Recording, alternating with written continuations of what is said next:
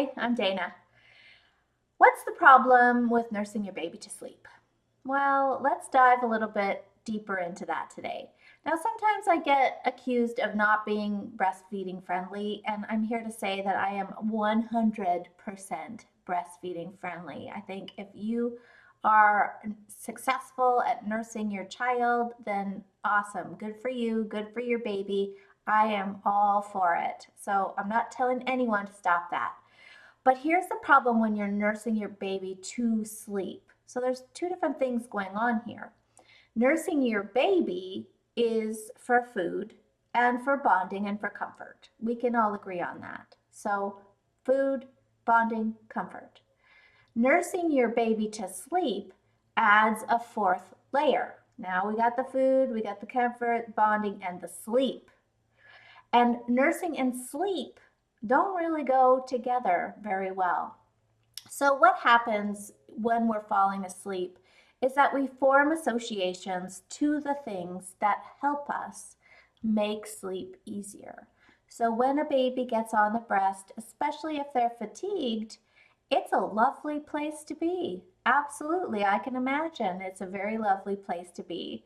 It's warm, it's cozy, it's comfortable, you're with your favorite person, and it would be very easy to start drifting off into sleep while you're nursing. But now that becomes your strategy for sleep. If we think about falling asleep, there's a process, there's a journey, I like to call it.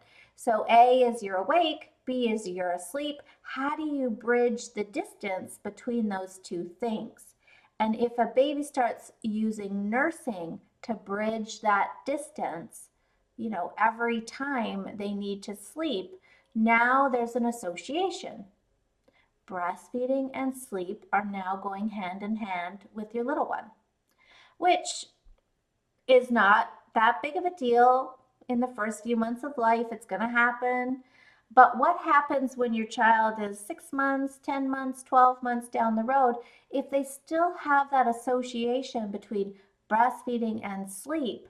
Then those are the parents who are finding themselves up repeatedly in the night to breastfeed the baby back to sleep.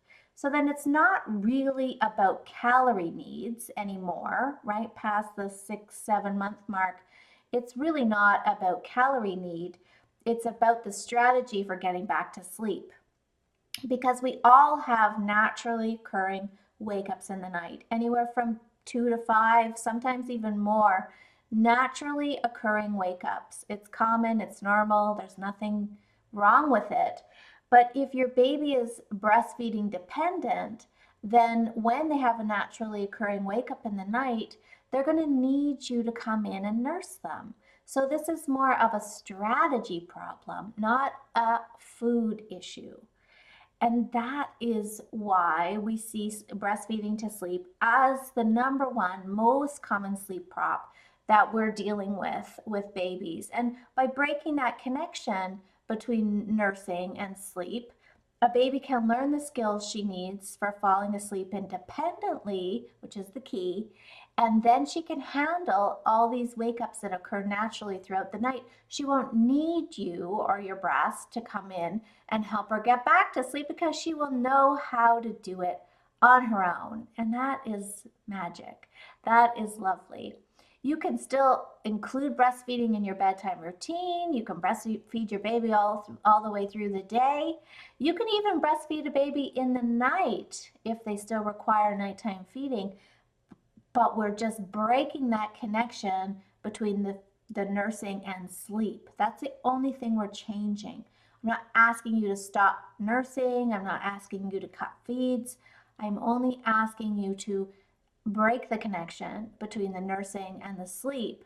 And the good news is that all of you are going to be getting much better rest. Thanks so much for watching today. Sleep well.